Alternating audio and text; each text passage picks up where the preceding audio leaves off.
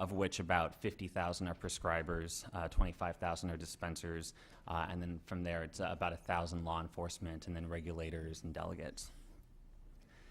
When we talk about the new system, obviously stability was a large factor. The outdated system lacked a lot of infrastructure for reliability and accessibility for users, but when we launched the 2.0 system, there was a heavy emphasis on providing as many new and upgraded features in addition to that user friendliness as possible to really make it an added value to the practice of medicine. One of the things that we implemented is we actually had a special vendor work on this, special prescriber identified alerts. This is a way that when you log into the system as a practitioner, you're presented with a dashboard that will flag potential patients that require special attention. Maybe they have multi-prescriber seeking behavior. Maybe they've been prescribed combinations of medication that could have detrimental impacts when taken in conjunction with one another. Often, we'll flag what we call the 6, 6, and 6, which is where you're either seeing you have 6 different prescriptions, you have 6 different prescribers, or you're going to 6 different pharmacies. That's often an indicia of what's colloquially referred to as a doctor shopper. But really, what we're looking at is we're looking less at diverting that population of patients, and we're really trying to just provide the safe prescribing tools that prescribers need to make sure that they are giving a thoughtful amount of medication and that they're not prescribing in a vacuum, that they're aware of what other medications the patient has taken historically and what else they might be prescribed at the time. To breeze quickly through, to go quickly through the other features. It includes a delegate access, which is very important for users. It's the ability to speed up use of the system by allowing a nurse or another assistant to queue up the patient record for the prescriber's review. You can set a favorite patient. It's one of my favorite parts of the system is you can essentially identify what your regular patients are and refer to them as a favorite, which I think makes it easier for a doctor to say you're my favorite patient. And then one of the other big features is the fact that the new system allows for deduplicated data that's been also de-identified with the personal information removed for research purposes. There's obviously right now a public health epidemic around opioid abuse and prescription drug abuse. And we believe that the new Cures 2.0 system's research value is actually going to be one of the most tremendous things to come out of the project. We already received a grant from the United States Department of Justice to begin working on, studying the efficacy of prescription drug monitoring programs. We're going to be partnering with other researchers to really study localities and demographics and patterns around the epidemic. And I believe that that's, in a climate where about 44 people die of prescription drug overdose a day, I think that that's going to be one of the most tremendous impacts of the system. So on behalf of the Attorney General, we want to say that we're grateful to the legislature for passing permanent funding for the system, and as well as we'd like to thank the licensees for funding that system because we believe that it's a value both to them and to their patients. Very good. Thank you, Mr. Sumner. A couple questions, if I could. What steps are you taking to ensure that the prescribers are enrolling and that they will continue to roll at a rate that gets to 85,000 is a good number, but it doesn't come close, I don't believe, to the number of potential prescribers or the number you should be having? Right. So and right now we don't really have a very solid ceiling for how many we think, how large we think the body is of total users that are going to be required to register for the system. But I estimate that right now it's a little under half, maybe 40% or more of eligible users.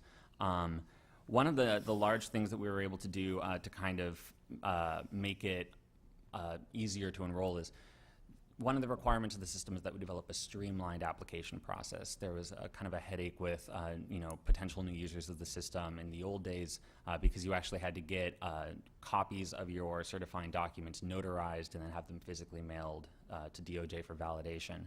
One thing that we did when we implemented the system is when we launched Cures 2.0, we also launched actual full automated registration where the entire sign-up process happens entirely online without having to get notarized. It's part of a batch process that we do in partnership with DCA. So that has significantly reduced the turnaround time when we get the credentials to when we can validate them because that's an almost entirely automated process now. In addition to that, we're also trying to really demystify the registration process. I've seen a live demo, and I always encourage staff to come and also witness a live demo of the registration process.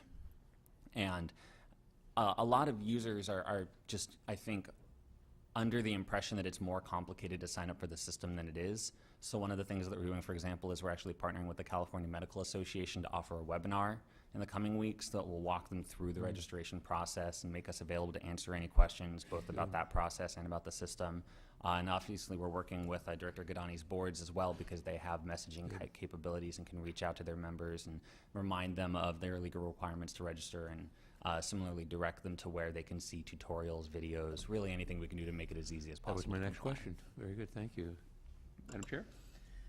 Thank you so much for the report, and I just want to recognize now Congressman Mark DeSaulnier and his year after year persistence with this legislation. And you know, to humanize it a little bit, you did talk about the lives of that are lost to overdoses, but the origin here was the Pack family in Danville and Contra Costa County who lost both their children to a driver who was under the influence, who went off the road, and this really fueled Congressman DeSaulnier's passion for instituting the CURE system. And I think as we continue, you know, just to get this update, it's so encouraging, and I think it's truly our hope that more and more of the providers will enroll. I'm so happy to hear that you're doing the webinar with CMA. I think that's really outstanding. This is going to protect the lives not only of those who get trapped by addiction and help them be able to get the help they need, but also protect the general public from all the other effects of addiction and abuse of opioids and other drugs. So this is really an encouraging report. I remember wondering if it could ever, you know, if it would ever get launched, if it would ever happen. You know, it's not mandated, but we've come as close as we could get so far in terms of saying, you know, you have to be registered, which is certainly a first step. But hopefully we'll look back in a few years and realize that it's just, you know, the way we should be handling all of our prescription processes is, you know, with the CURE system. Hopefully it will become the default that everyone is used to and fully using. And so thank you for your work on this. And this is a huge consumer protection initiative, and I just wanted to, you know, really call it out as something that is launching very effectively and will continue hopefully to grow and provide incredible consumer protection. Thanks.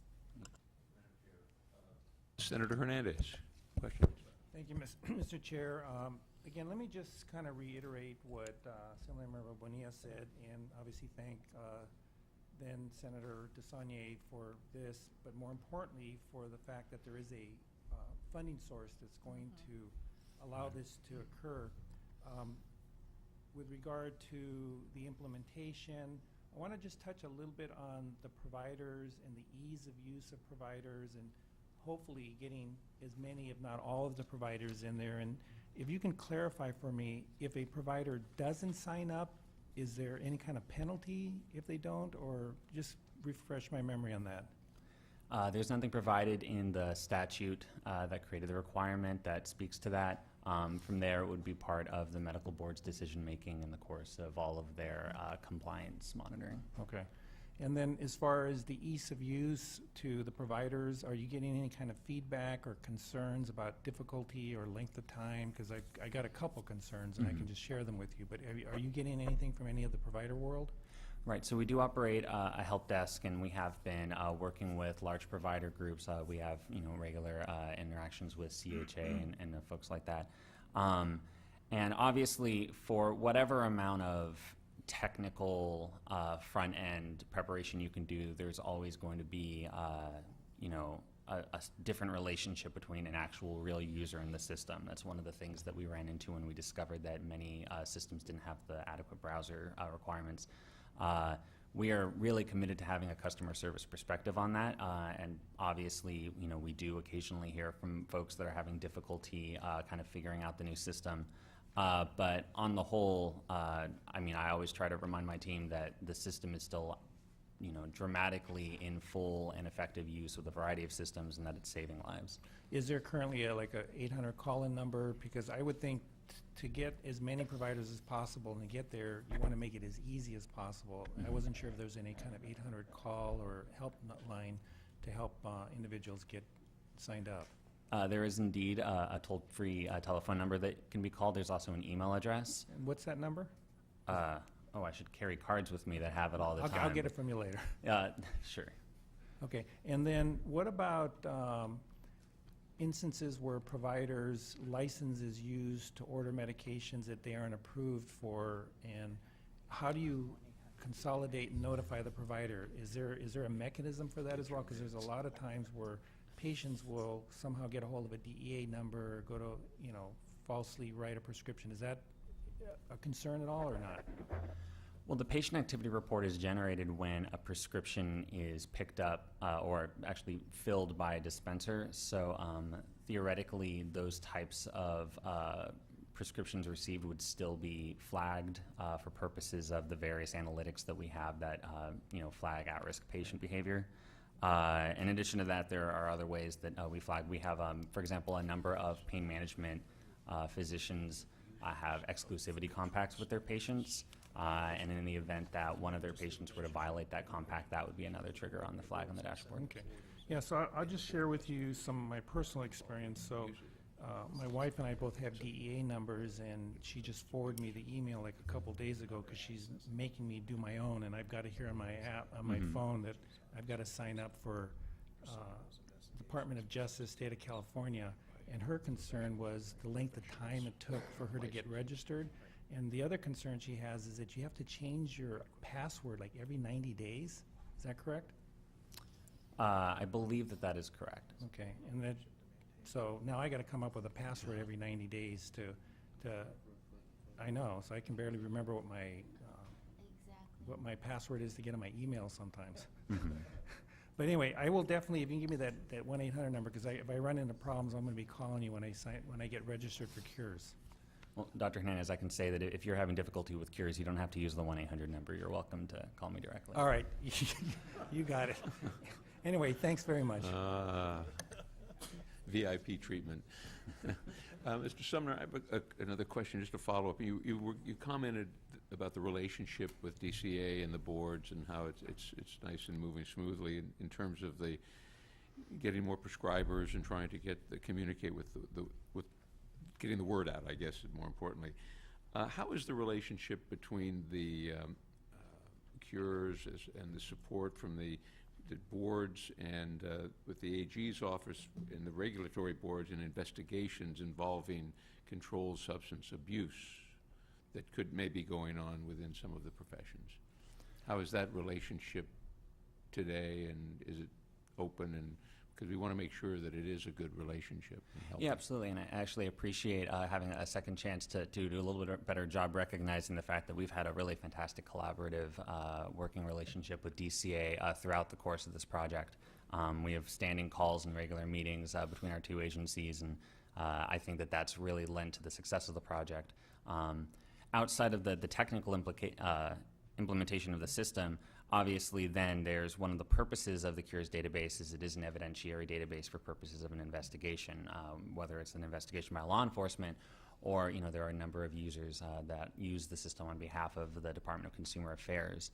And so there is an access that we've tried to maintain and empower in the system for regulators on behalf of the boards and on behalf of the department. And obviously as something of an additional appendage of our existing collaborative relationship, we are always working actively with DCA to make sure that they have the resources within Cures that they need to be able to use it effectively as part of their discipline or investigatory operations. Very good. Thank you for that. Appreciate that relationship, and hopefully it'll stay in the way it is. Assemblymember Wood, you had a question related to Cures? Very good. Thank you. Other questions? Seeing none, thank you very much, Mr. Sumner. Appreciate the information and the update. So now if we could invite representatives from the DCA's Division of Investigation, Office of Administrative Hearings and Medical Board of California to join Howard and Mr. Sumner up here. If you could join. No, you can stay there if you'd like. Oh, okay. Do we need him there? I'm here Do we need it?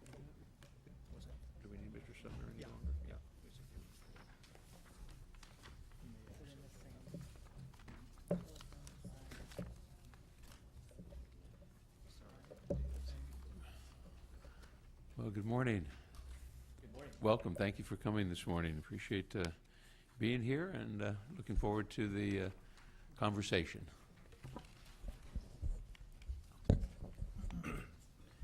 Chairs and members, before we start to discuss the Consumer Protection Enforcement Initiative, also known as CPEI, I want to reiterate my own personal commitment and the commitment of the department to ensuring that we have the most efficient disciplinary process possible. We look forward to continued partnership with these committees and with the rest of the legislature as we continue our efforts. Just for background, CPEI was launched in 2010. Its primary focus was on the following areas: staffing, technology, which is Breeze, training, and metrics that we know well as performance measures. Following the recommendations in the sunset process last year, the department has conducted a holistic review and analysis of its current enforcement performance measures. The department is revising the performance measures to provide additional visibility and context to enforcement business processes for the boards and bureaus. These revisions will allow for greater accountability for each step of the enforcement lifecycle. The department expects to begin the reporting of the new measures early next fiscal year. This is pretty exciting for us. It was a monstrous effort, so a lot of credit to the boards and bureaus for their blood, sweat, and tears that they put into it. But it's really going to make a difference in us being able to drill down on those metrics. Additionally, Senate Bill 467, enacted last year, made the CPEI guidelines mandatory for the healing arts boards. The department has taken this mandate to the programs and is working with them to ensure that the same processes are being followed across all programs. The guidelines differentiate between complex and less complex cases.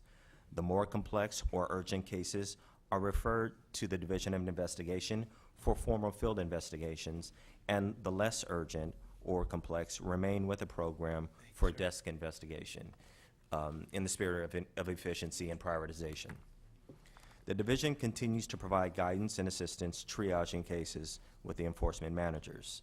The division has assigned a supervising investigator as the point of contact for questions or assistance on case status or potential need for referral for formal investigation. In addition, the department hosts an enforcement managers consortium to provide training, enhance collaboration, and encourage resource sharing among all respective enforcement programs. The AG's office has attended the consortium to provide information on processes and respond to questions. The respective consortium includes working jointly with the department's boards and bureaus to develop and implement enforcement best practices, standards to improve investigative cycle times. Members, recognizing that while some programs have not met all of the performance targets, we do believe that CPEI has had much success. All programs, not just healing arts boards, are participating in the department's efforts to decrease enforcement timelines. The department's Legal Affairs Division continues to work proactively with the Attorney General's Office and the Office of Administrative Hearings to identify additional methods that can be employed by the Division of Investigation, the Attorney General's Office, and the constituent agencies that will further decrease the amount of time it takes to adjudicate cases.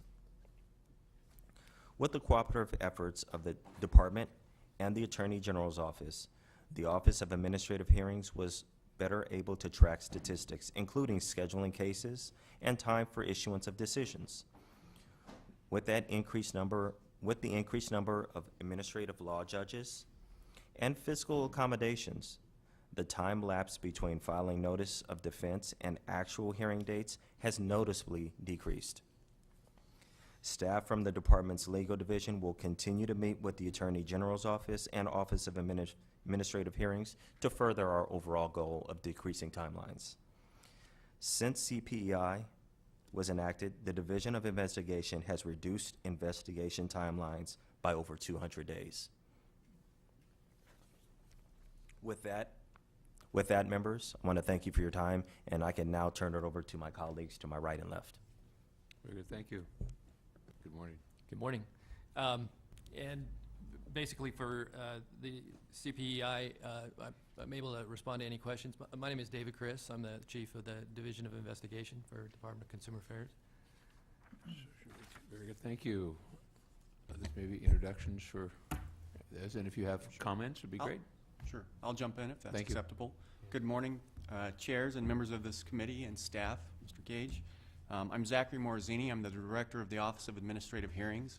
I believe last time I sat here last year, I was about a month on the job, so I have more data and more information with me this time, and I'm gonna share that with you and provide a quick background on the role the Office of Administrative Hearings plays in this whole process, if that's all right. Very good, thank you. Great. Please proceed. By way of background, OAH is what I'll refer to as the Office of Administrative Hearings for brevity. We were created as an independent agency by the legislature in 1945 as part of the Administrative Procedure Act. We were the first central panel in the United States. We sit independently from the agencies under DCA and the other clients we hear cases for. We are a fully reimbursable agency housed within the Department of General Services. And we are under the Government Operations Agency of the Governor's Office. We're comprised of two divisions. We have the General Jurisdiction Division, which hears all the cases for DCA boards and bureaus, and we have a Special Education District, which hears special education disputes between school districts and parents and children. So that's a completely separate function that we do at OAH. The DCA license case process is initiated once a request to set is filed with our office. This is when, typically speaking, the Attorney General's office files on behalf of their client agency, board or bureau, a request to set a case for hearing. Typically, that takes us between 2 and 5 days to process that and get a hearing date sent back to the parties. Let's see. Unless the parties seek and are granted a continuance, the hearing will take place on the date it was set, because we guarantee that the case will be heard on the day we set it. They can use my office if they have to hold a hearing, and that's been done before, as well as my deputy directors. So when we set your case for hearing, we'll give you that hearing date, and we guarantee you that. But by law, the parties are entitled to continuances for good cause. So when a continuance request is received by the prosecutor or the respondent's office, our ALJs, they consider that, apply the law to the facts, and make a determination based on the information they're given. The hearings themselves can take from a few hours to a few weeks, depending on the subject matter, but our average last fiscal year was 1.25 days. The length of a hearing can depend on many different factors: the novelty of the legal issues raised, the number of expert witnesses and lawyers involved, of course, nature of the testimony and other evidence, the need for language interpreters, for example. But once the hearing is completed, the case is submitted to our ALJ for a proposed decision. Under the law, our ALJs have 30 days to issue that decision. I'm proud to report in the reports that were handed out to you that our average is 25 days, so we're more than besting the statutory requirement. Once we issue our proposed decision, it's up to the regulatory agency to take action, and our involvement is typically over at that point. Pursuant to Business and Professions Code Section 312.1, OAH is required to provide DCA, the governor, and the legislature on and before January 21st of the year caseload statistics, and we did provide that more than timely. And again, there are copies that were handed out to you, and they were provided to the both legislative bodies earlier when they were issued by my office. The data includes hearings for disciplinary actions against licensees, as well as license denial cases. We also submit an annual report on caseload statistics and hearing timeframes to the Department of Finance and the Joint Legislative Budget Committee pursuant to supplemental budget language in the 2014-2015 budget package. And this report has also been provided and was handed out this morning as well. So in fiscal year 2014-15, DCA filed just under 4,000 cases with the Office of Administrative Hearings. Of those, over 2,100 actually went to hearing. The cases that went to hearing, 1,600 resulted in administrative decisions by an ALJ. All other cases resolved without a decision. Now at OAH, the average life of a case is 123 days from opening to closing. For the cases that went to hearing, it took an average of 208 days from the time the case was filed with us. The parties were mutually available for the hearing was held, and the proposed decision was issued. As the director of DCA noted, that's a great improvement over previous statistics, and we're very proud of that at OAH. Overall, we have a staff of 10 presiding administrative law judges, which are the supervisors. We have 90 administrative law judges and 57 support staff positions. That's not a huge staff to handle over 16,000 cases a year for over 1,600 state and local agencies across the great state of California. So I'm very proud that we do that much work with such a small staff. In 2014-2015 budget, this legislature thankfully allocated 14 additional ALJ positions to OAH.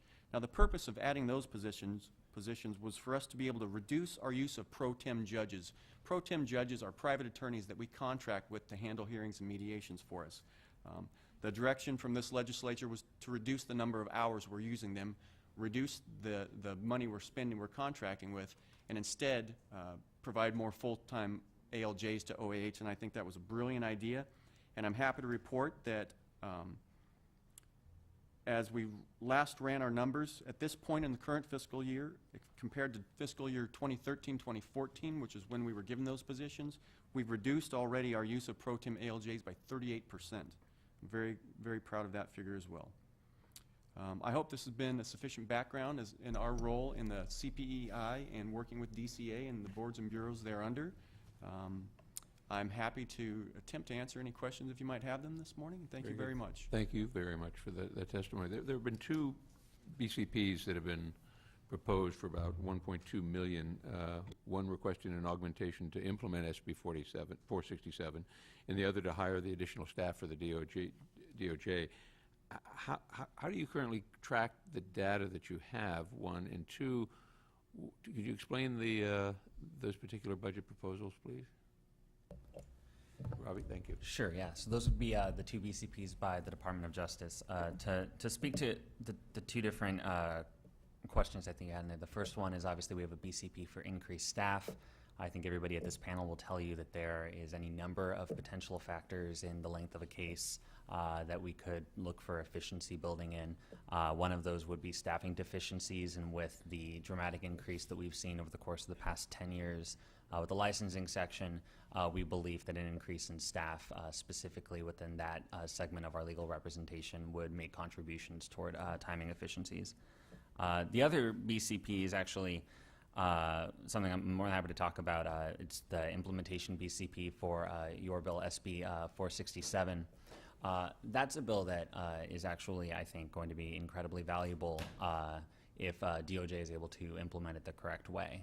We actually have an Attorney General who is a strong evangelist of the value of data, in a number of different sectors outside of the business and professions environment. She has championed data-driven solutions to any number of problems. And so when it comes to the implementation of 467, it's kind of the philosophy of this department that we want to make sure that we have good data hygiene and that we're looking at numbers that can be relied upon to make substantive policy decisions, especially in something as complex as this type of representation. So what's key to our implementation plan for SB 467 is that this wouldn't be as simple as porting raw estimates of case statistics from a case management system, but it would actually be numbers that are validated by human beings with the expertise to understand what they're looking at in a way that can then be relied upon by the legislature in the crafting of public policy, as well as by the AG, DCA, and OAH in terms of how we look at our efficiencies and our practices. So the SB 467 BCP includes about 10 senior legal analysts whose job would be to validate that data and make sure that it is an adequate reflection of exactly what's going on during all of this complex litigation. All right, good. Thank you very much, Mr. Sumner. The other question is really related to the progress of the joint performance targets between DCA, OAH, and the AG's office. The goal is 18 months, and we see it kind of in some areas and some departments drop in here, but the overall performance goals. So what is the progress on that joint? I'll speak to it from DCA's standpoint. I think as the representative from Office of Administrative Hearings and Mr. Sumner has stated, we have made great strides. You know, we have internally done our own self-reflection of our own performance metrics, and also in that spirit have been working collaboratively with Mr. Sumner's colleagues as well as OAH to mitigate staffing issues that is inherent throughout all of our offices, but also find efficiencies and, you know, better collaboration, technological solutions that we may be able to leverage, et cetera. So those communications and those collaborations are continuing to this day, and we remain very hopeful that we will continue to find efficiencies. As one of our departments finds a solution, I truly believe that we will all benefit from that as we're marching towards the same goal. Okay, thank you. Now let's move to vertical enforcement, if we could. What is the DCA's assessment of the impact of the transfer of investigative staff? How do you feel that it has gone, and what's your assessment of that? I'll answer the question, Mr. Chairman, in two phases. The logistics of the transfer of the HQIU staff, or the medical board staff, to my colleague's division of investigation was done well. There were problems with pay disparities that, you know, we're trying to mitigate, but the reason for bringing them there and their purpose for being there is absolutely, I completely agree with. These cases are very complex.